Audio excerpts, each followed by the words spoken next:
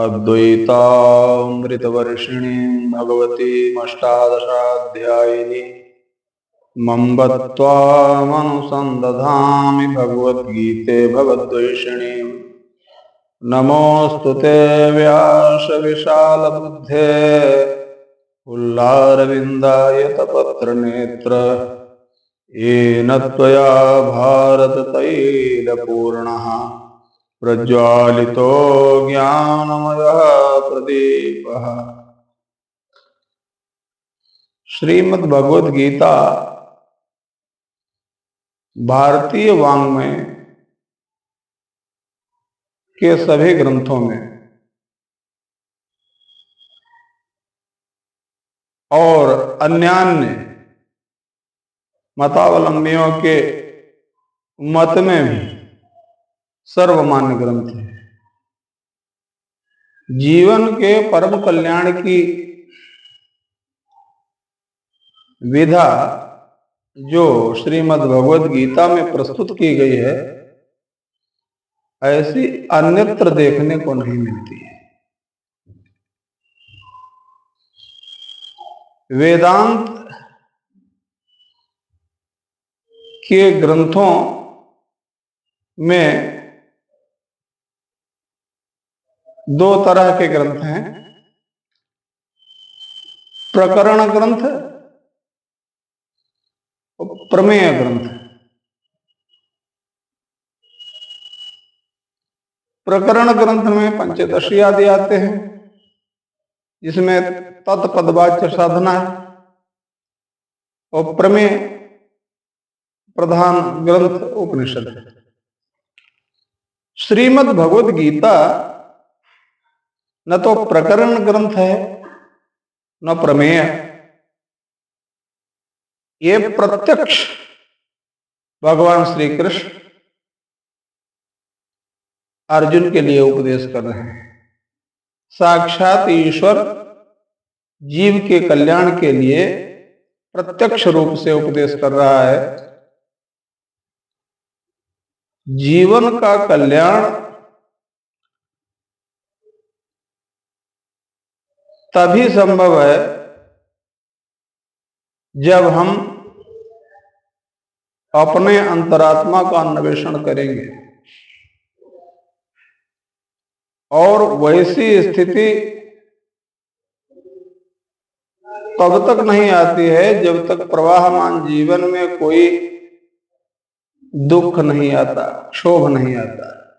श्रीमद् भगवद गीता का प्रथम अध्याय ही विषाद योग है। जब तक जीवन में कोई विषाद नहीं, दुख नहीं आता है,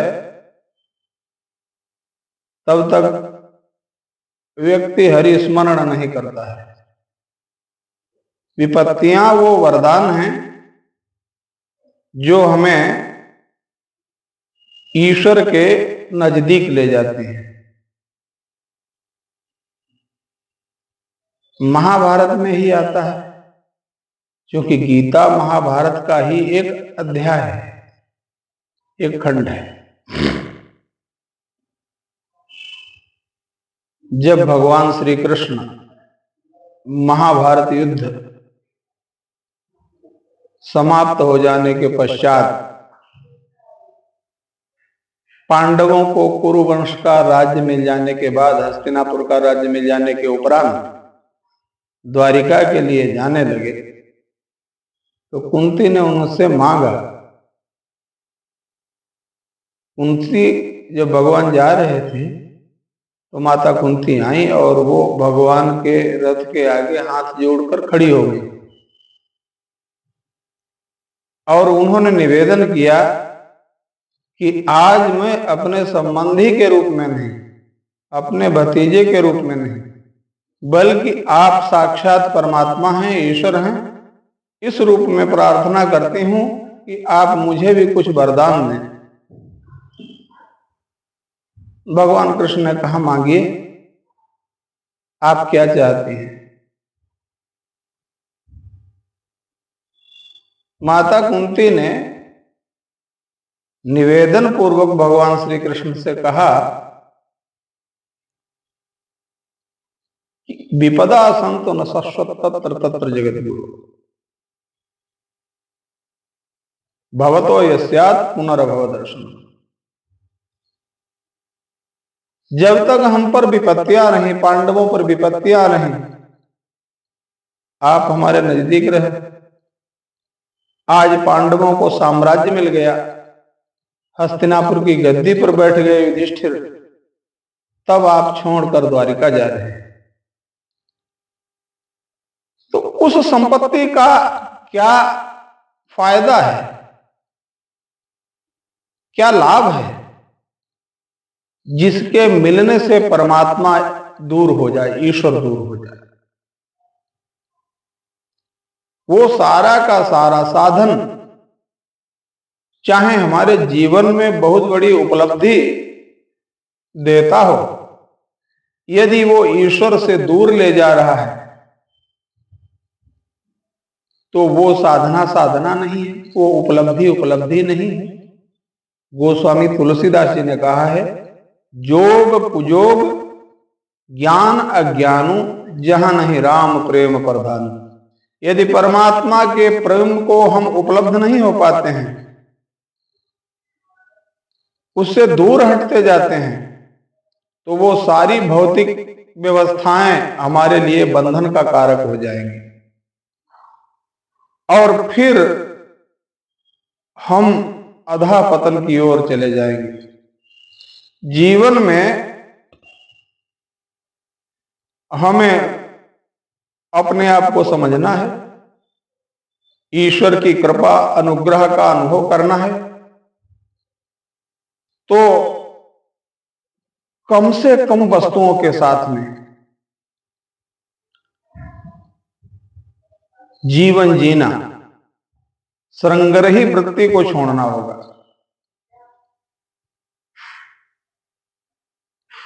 परिग्रह बंधन का हेतु होता है, इसलिए अपरिग्रह चाहिए। जीवन में जो आवश्यकता के लिए मूलभूत वस्तुएं हैं वो तो हमें चाहिए ही, लेकिन कुछ भी ऐसा न हो जो मेरे जीवन को विलासिता की ओर ले जाए। ये प्रत्येक जीव का कर्तव्य है, कल्याणकामी पुरुष का कर्तव्य है कि वो इस बात का ध्यान रखे। धर्म का निर्णय तब कठिन हो जाता है जब हमारे अपने लोग, हमारी अपनी व्यवस्थाएं, हमारी अपनी भौतिक चकाचौंध हमसे दूर जाती है, या उसको सामने रखकर हमें धर्म का निर्णय करना होता है, तब हम किम कर्तव्य विमूढ़ हो जाते हैं। क्योंकि गीता जो है एक नेत्रहीन व्यक्ति, अंधा व्यक्ति, तीन नेत्र वाले से, जिसका ज्ञान चक्षु भी उजागर है, ज्ञान चक्षु भी खुला हुआ है, ऐसे संजय से प्रश्न करता है, धर्म क्षेत्रे कुरुक्षेत्रे समवेतायुत्सवः मामकाः पांडवाश्चैव किम कुर्वत संजय। ये धर्म भूमि कुरुक्षेत्र, जहां प्रत्येक कर्म धर्म बन जाए, ऐसी ये पावन भूमि, पावन धरा कुरुक्षेत्र है, कर्म भूमि है। कुरुक्षेत्र माने कर्म भूमि, और वो हमारे कर्म धर्म बन जाएं। बनेंगे कब? जब हमारे अंदर अपने और पराये की भावना का भेद निकल जाएगा, जब हम भेद रहित हो जाएंगे और अभेद बुद्धि से व्यवहार करेंगे, तो वो कर्म कल्याणकारी होगा, वही कर्म हमारा कर्म योग हो जाएगा।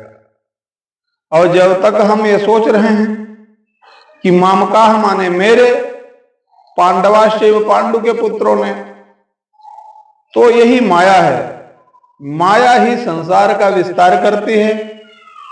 जैसे परमात्मा का कोई पार नहीं पा सकता है, वैसे माया का भी कोई पार नहीं पा सकता है। हरि अनंत, हरि कथा अनंता। भगवान की माया भी अनादित्वात्, ये अनादि है। इसलिए भगवत आश्रय पाकर ही इस माया से पीछा छुड़ाया जा सकता है। माम एवे प्रपद्यन्ते माया मेताम तरन्ते। तो ये माया जो है, गोस्वामी तुलसीदास जी ने कहा है, मैं अरु मोर तोर तैं माया, जेहि बस कीन्हे जीवन काया। जन समुदाय को अलग अलग समूहों में बांधने वाली ये माया है। ये मेरा परिवार, ये मेरा गांव, ये मेरा घर, ये मेरे अपने, वो पराये। तो ये द्वैत परक भावना से जो व्यवहार होगा वो शुद्ध व्यवहार नहीं होगा, वो मोह जनित व्यवहार होगा, क्योंकि अपने पराये का मोह और विद्वेष है। और जहां राग द्वेष पूर्ण व्यवहार है, वो व्यवहार, वो कर्म योग नहीं बन सकता। वो अगर पवित्र कर्म है, अच्छा कर्म है, तो पुण्य का प्रदाता हो सकता है, और बुरा कर्म है तो पाप का प्रदाता होता है। जीव के अंदर जब तक कर्तृत्व की अहंता नहीं जाती है, जब तक वो अपने आप को साक्षी मानकर अपने अंदर से कर्म के कर्तापने के विक्षोभ को दूर नहीं कर पाता है, तब तक वो ब्रह्मज्ञान की चर्चा चाहे जितनी करे, उस कर्म के शुभ अशुभ फल का भोक्ता होता ही है। जब उसके अंदर अकर्तृत्व बुद्धि हो जाए, देहाभिमान गलित हो जाए, तब वो उसके कर्म विपाक हो जाते हैं। जब तक हम शरीर को केंद्रीभूत मानकर कर्म करते हैं, तब तक अपने पराये के क्षेत्र में ही होते हैं। देह को मैं मानना सबसे बड़ा ये पाप है। देह को मैं मानना सबसे बड़ा यह पाप है। सब पाप इसके पुत्र हैं, सब पाप का यह बाप है। सबका पिता है कि शरीर को केंद्र मानकर मैं शरीर हूं, और फिर आपने व्यवहार शुरू किया तो सारा का सारा बेकार हो जाएगा। आप अपने सच्चिदानंद स्वरूप को समझें, आप अपने अभेद स्वरूप को समझें, अभिन्न आत्मा है, इस बात को समझें, तो आप योगस्थ कर्म करेंगे, और वो कर्म आपका बंधन का हेतु नहीं होगा। यहां धृतराष्ट्र के चित्त में एक ही बंधन है कि मेरे पुत्रों की विजय हो जाए, मेरे पुत्रों को साम्राज्य मिल जाए, और यही इतने बड़े महाभारत और कुरुवंश के पतन का कारण हुआ। तो जीव का प्रत्येक व्यवहार अगर शुद्ध है, तो वो व्यवहार ही उसका साधना बन जाता है। हमको जीवन में प्रतिक्षण सावधान रहना चाहिए। जीवन के हर निर्णय को समझने के लिए हमें सतत सजग रहना चाहिए, सावधान रहना चाहिए। सावधानी पूर्वक किए गए कर्म ही साधना है। असावधान व्यक्ति ही असाधक है, सावधान व्यक्ति ही साधक है। तो जीवन के व्यवहार में हम प्रतिक्षण छोटे से छोटे कर्म के प्रति भी सावधान हैं। मैं एक संस्मरण में पढ़ रहा था, पूज्यपाद स्वामी उड़िया बाबा के पास एक साधक आया, और वो बहुत शीघ्रता से आया। उस साधक ने उनकी ख्याति, उनकी ब्रह्मनिष्ठा के विषय में सुन रखा था। वो आत्मोपलब्ध महापुरुष थे, ब्रह्मज्ञानी महापुरुष थे। वो व्यक्ति आया, बहुत जल्दी से उसने अपने जूते निकाले और उड़िया बाबा के पास गया, प्रणाम किया। अब जूता निकालने में इतने असावधान हो गए, एक जूता दूसरे के ऊपर हो गया। तो उड़िया बाबा को प्रणाम किया, जाके उनसे निवेदन किया कि गुरुजी, आपको आत्म साक्षात्कार है, ब्रह्म का दर्शन हो चुका, आप ब्रह्मज्ञानी महापुरुष हैं, हम पर भी कृपा करें, हमको भी भगवत अनुभूति हो जाए। उड़िया बाबा ने कहा कि वो जूता निकाल आए, वो परमात्मा है, उसे संभाल कर रखो, ठीक से रखो, जीवन को पहले व्यवस्थित करो। उन्होंने कहा ईश्वर दर्शन के पात्र बनो, तब ईश्वर का अपने आप ही दर्शन होगा। तत्स्वयं योग संसिद्धा कालेन आत्मनिविन्दति। आप अगर पात्र हैं तो आपके अंतःकरण में ईश्वर अपने आप झलकने लगेगा। सदगुरु के छोटे से उपदेश से भी आपकी यात्रा प्रारंभ हो जाएगी। लेकिन असावधान व्यक्ति, तो ऐसी जीवन की बहुत सारी छोटी छोटी चीजें हैं जिनके प्रति हम सजग नहीं रहते हैं, तो परम कल्याण की साधना तो बहुत ही सावधान रहने वाली साधना है। क्षुरस्य धारा निशिता दुरत्या दुर्गम पथस्तत् कवयो भजन्ति। स्वामी विवेकानंद ने कहा, यह तो उपनिषद मंत्र है, उत्तिष्ठ जागृत प्राप्य वरा निबोधत, क्षुरस्य धारा निशिता दुरत्या दुर्गम पथस्तत् कवयो भजन्ति। दुर्गम इसीलिए है कि प्रतिक्षण सावधान रहना है। सावधान व्यक्ति ही साधक है, ये बार बार महापुरुषों ने कहा है। इसलिए जीवन में सावधानी का नाम ही साधना है। जो इतना जितना सजग है, जो जितना सावधान है, वो उतना बड़ा ही साधक है। जो जितना असावधान है, वो उतना ही असाधक है। साधक के लक्षण और भी बताए हैं। साधक को चाहिए कि अपना आत्मनिरीक्षण करे और जीवन में देखे कि हमसे दोष क्या हो रहे हैं और उन दोषों के निराकरण के लिए प्रयत्न करें। संतवाणी के माध्यम से, शास्त्र के माध्यम से, जो शास्त्र में साधना के प्रतिकूल चीजें बताई गई और वो हमारे में हैं, तो हम उनको निग्रह करने के लिए प्रयत्न करें, उनको दूर करने के लिए प्रयत्न करें, तो हम साधक हैं। सरल भाषा में यूं कहिए कि जो व्यक्ति अपनी बुराई समझ लेता है, अपने दुर्गुण समझ लेता है, अपनी असावधानी समझ लेता है, वो साधक है। वो अपने दुर्गुण देखता है और अपनी साधना को प्रशस्त करता है उन दुर्गुणों को दूर करके, तो वो व्यक्ति साधक है। और जो व्यक्ति प्रतिक्षण दूसरे के दुर्गुण देखता रहता है, दूसरे में कमियां ढूंढता रहता है, दूसरों की बुराई करता रहता है, वो चाहे चारों वेदों का, छहों दर्शनों का ज्ञाता हो, वो व्यक्ति असाधक चित्त से भरा हुआ है।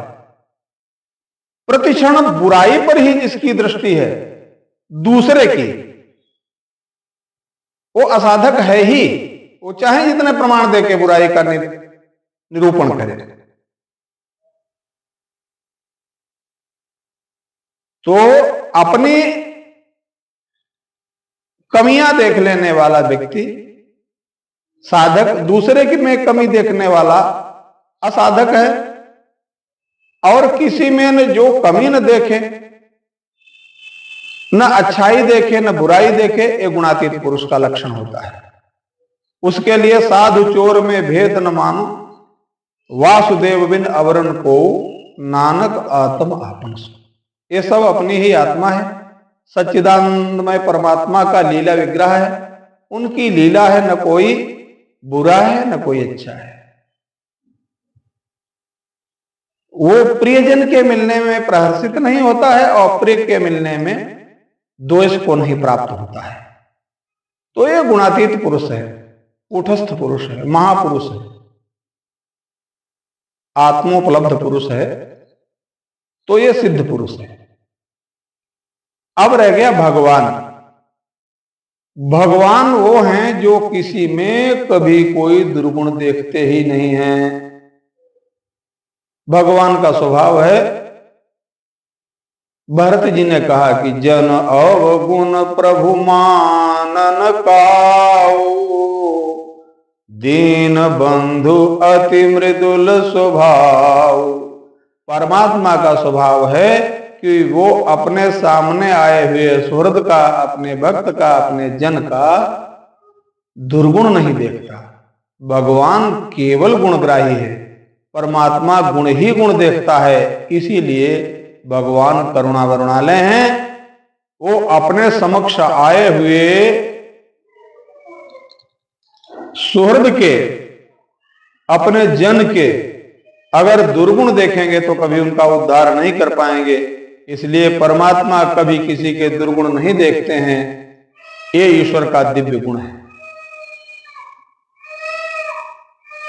जीव का किसी भांति कल्याण संभव नहीं यदि परमात्मा उसके दुर्गुणों का अवलोकन करे। लेकिन परमात्मा के समक्ष भगवान ने कहा है, अभी चेदसि पापेभ्यः सर्वेभ्यः पाप कृतमः सर्वम ज्ञान प्लवेनैव वर्जिनम संतरिष्यसि। चाहे सारे संसार का महानतम पापी हो, सबसे उत्कृष्ट पापी हो, वो भी मेरे समक्ष आता है तो उसको भी मैं क्षिप्रम भवति धर्मात्मा सस्वक शांतिम निगच्छति, उसको धर्मात्मा की उपाधि देता हूं। जिसको मानस में भी गोस्वामी बाबा ने कहा है, आए शरण तजऊ नहीं ताहु कोटि विप्र बध लागे जा। तो भगवान कैसे करते हैं? क्योंकि भगवान के समक्ष आने पर सारे के सारे दुर्गुण तत्क्षण समाप्त हो जाते हैं जीव का। ये भगवान का ऐसा दिव्य गुण है, भगवान की दिव्य प्रतिष्ठा है। तो हम लोग इसीलिए ईश्वर आराधन करते हैं। जब हम ईश्वर का आराधन करें, ईश्वर की भक्ति करें, तो उसके दिव्य गुणों को ध्यान में रखते हुए कि परमात्मा के ऐसे अनंत दिव्य गुण हैं जो जीव मात्र के पूर्व किए गए कर्मों का निराकरण अपनी कृपा से करते हैं। माने ये सोचे कि नहीं, भगवत दर्शन के उपरांत भी, परमात्मा के अनुग्रह के उपरांत भी उसे सारे के सारे कर्म भोग करके ही निपटाने होंगे। अगर वास्तव में वो परमात्मा के शरणागत हो गया है तो जो भगवान ने गीता में कहा है कि वो सारे के सारे कर्म ज्ञानाग्नि सर्व कर्माणि भस्मसात् कुरुते, तथा उसके कर्म परमात्मा की प्रेमाग्नि में, परमात्मा की ज्ञानाग्नि में, भगवान के दर्शन के प्रभाव से पूरे निर्मूल हो जाते हैं। ये ईश्वर परमात्मा के आराधन का, उनकी कृपा, अहेतु की कृपा का परिणाम है। तो जीव को हमेशा ये चित्त में संबल रखना चाहिए, ये प्रतिष्ठा रखनी चाहिए, ये संकल्प रखना चाहिए कि परमात्मा की शरण में गए हुए व्यक्ति का कभी भी तीनों कालों में पराभव नहीं हो सकता। वो परम गति का ही अधिकारी होता है। इस परम आश्रय के साथ में जीव को भेदभाव रहित परमात्मा का अनुसरण, उनकी भक्ति और जो कर्म कर रहा है उसको भेदभाव रहते हुए कर्म करेगा तो वो कर्म ही उसके साधना हो जाएंगे, वो योगस्थ कर्म होंगे। भगवान योगस्था कुरु कर्माणि, कर्म करने के लिए भगवान निषेध नहीं कर रहे हैं। जो जीवन में कर रहे हो आप वो बहुत अच्छा है, लेकिन भेदभाव रहित होकर, सावधान होकर और ईश्वर को समक्ष रखकर कर्म करेंगे तो वो कर्म दोष रहित नहीं होगा, वही कर्म आपका साधना हो जाएगा। बोलिए सच्चिदानंद भगवान की जय।